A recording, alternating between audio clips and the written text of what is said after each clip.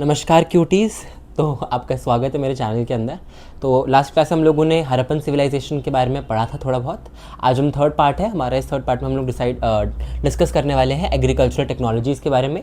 Agricultural technologies का मतलब क्या होता है, हम लोग बहुत सिंपल तरीके से समझेंगे इसको, ताकि आपके CUT में और आपके बोर्ड के एग्ज़ाम में ये चीज़ें काम आ सके। और अगर आप जनरल पर्पज़ से देख रहे हैं तो और भी काम आ सकता है। तो लेट्स सी दिस। ओके, तो एग्रीकल्चरल टेक्नोलॉजीज़ का मतलब क्या होता है? देखो, जब हम खेती करते हैं, एग्रीकल्चर करते हैं, तो कुछ टेक्नोलॉजीज़ का हम इस्तेमाल करते हैं। टेक्नोलॉजीज़ क्या होती हैं? टेक्नोलॉजीज़ का मतलब है कि कुछ तकनीकों का इस्तेमाल करते हैं। जैसे कि आज हम देखते तो हम ट्रैक्टर यूज़ करते हैं, बट हरप्पन्स यानी कि उतना पुराना ज़माना, यानी कि 2600 BC के आसपास का ज़माना जो है, इतना पुराना ज़माने की हम बात कर रहे हैं।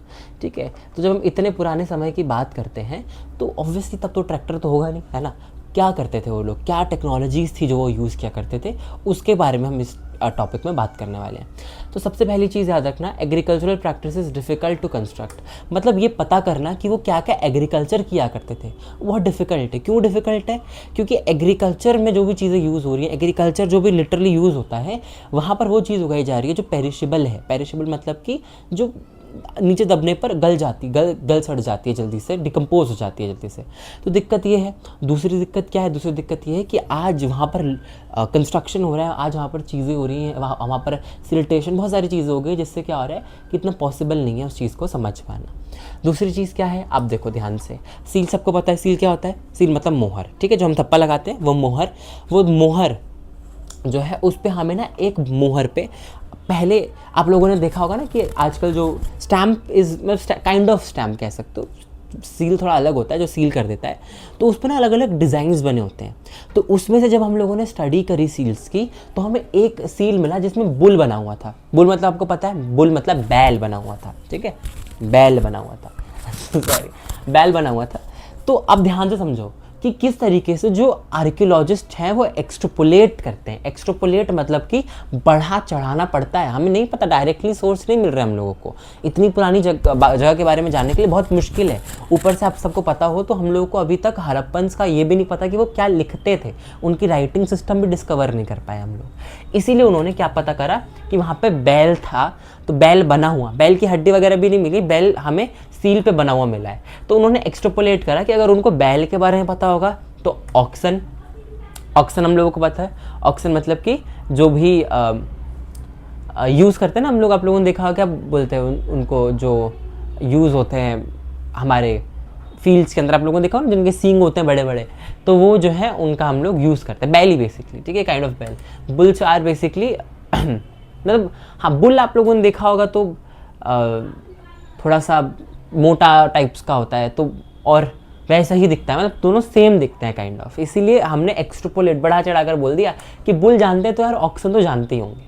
अभी आप लोगों को लग रहा होगा कि ये कौन सी बात हुई, बट जनरली ऐसे ही हम लोग एक्सट्रापोलेट करके चीज़ों को कंसिडर करते हैं। बिकॉज हिस्ट्री में हर चीज़ क्या है, इतना ईजी नहीं है ना, इतनी पुरानी चीज़ है। अब कब वो मान लो हम आज रह रहे हैं यहाँ पर, कल को क्या होगा कि ये सारी चीज़ तबाह हो जाती है, उसके बाद क्या होगा, यहाँ पर मिट्टी पड़ेगी, सिल्टेशन होगा, वेदरिंग होगा तो सेटल डाउन होगा, जब सेटल डाउन होगा तो ये हम भी नीचे जाते जाएंगे। और जब हम इतना कंप्रेस, बहुत ज़्यादा टाइम के बाद कंप्रेस, क्योंकि इतना पुराना समय है, ठीक है, पूरे ग्लोबल हिस्ट्री में तो कम है, बट ह्यूमन हिस्ट्री में बहुत पुराना समय है ये, तो बहुत नीचे चला गया, दब गया, काफ़ी चीज़ें चली गई हमारे पास। तो एक्सट्रापोलेट करना ही एक ऑप्शन बचता है, इसीलिए इतना एक्सट्रापोलेट यानी कि बढ़ा चढ़ाकर समझा गया है, ठीक है। अगली चीज़ याद रखो, ये बड़ा इंपॉर्टेंट चीज़ है, उनको प्लो के बारे में, मतलब हल के बारे में पता था।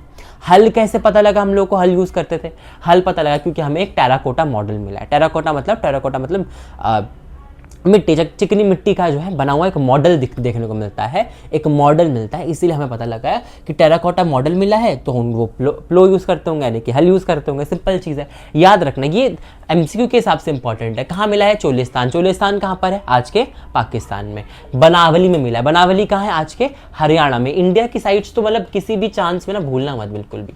पाकिस्तान की भी याद रखनी है भाई, ऐसा नहीं है पाकिस्तान है तो भूल जाने का, ठीक है, ख़राब है, लेकिन at the end Indus civilisation वहाँ पर भी है भाई, और मेजर सेक्शन वहीं पर है, ठीक है, तो याद रखना क्योंकि वो हमारे इस जगह एट द एंड था।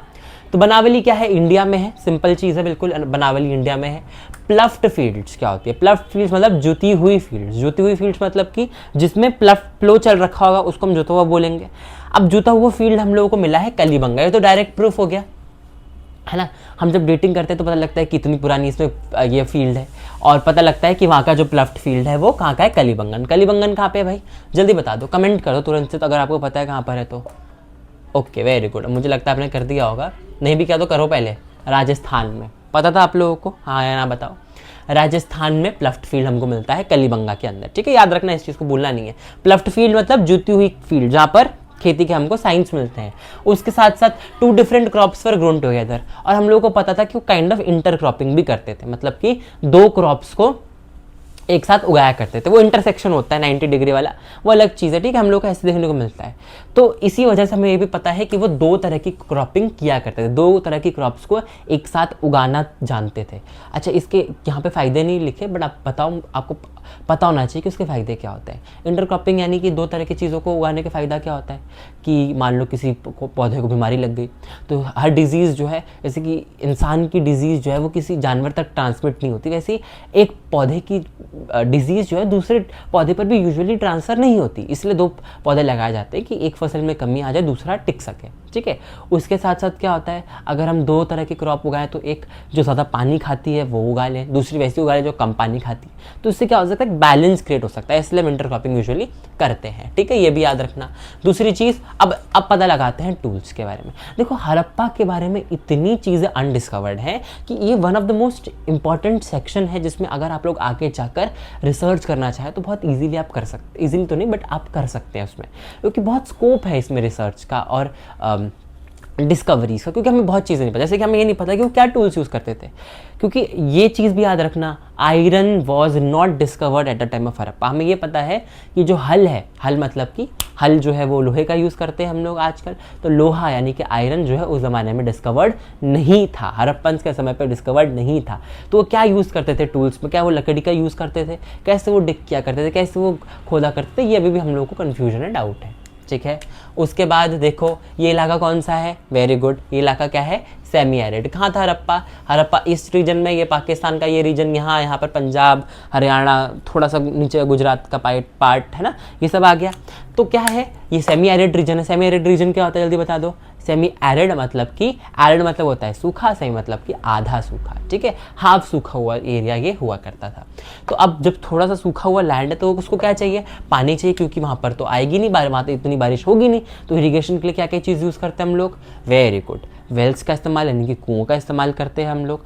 दूसरी चीज़, रिजर्वेयर बनाते हैं, यानी कि जब भी बारिश हो, बारिश तो अनइवन हो रही है तो बारिश के लिए ऐसे हमने बांध बना दिया, ऐसे एक बांध तो डैम्स होते हैं, सॉरी, रिजर्वर बना दिए, ऐसी जगह बना दी जहाँ पे पानी इकट्ठा होकर हम रख सकें। गाँव में यूजुअली ये होता है, ठीक है। उस साथ साथ कैनाल्स बनाए, कैनाल्स पता है, नहर बना दी कि एक पर्टिकुलर एरिया बनाते जहाँ से पानी निकल के जा रहा है ताकि दूसरी जगह तक वो पहुँच सके। अब ध्यान से देखो क्या क्या चीज़ें थी। कैनाल्स कहाँ हैं, कैनाल शोरतुगाई, शोरतुगाई अफगानिस्तान में है। शोरतुगाई से लैपिस लजूली लाते थे, चलो छोड़ो इसको, हम आगे देखेंगे। फिर not in Punjab and Sindh, लेकिन हम लोगों को कैनाल्स के जो ट्रेसेस हैं वो पंजाब और सिंध में नहीं मिले। तो क्या मतलब थ्रू आउट दी हड़प्पा अलग अलग प्रैक्टिसेस यूज़ करते थे वो लोग, क्या हर जगह कैनाल का इस्तेमाल नहीं था, मतलब ये समझ नहीं आया, ऐसा हम हिस्टोरियंस मानते हैं। बट अगेन याद रखना, ये क्यों नहीं मिले, इसके बहुत सारे चांसेस हो सकते हैं। जैसे कि पहला रीज़न हो सकता है सिल्टेशन, कि भाई सिल्टेशन हो गया हो, सिल्टेशन मतलब कि मिट्टी भर गई हो उसके अंदर, हमें नहीं मिले, ख़त्म हो गया है ना, जो हमें लग रहा है कि नहीं मिले, क्या पता होते हो, बट सिल्टेशन हो गया, मिट्टी भर गई।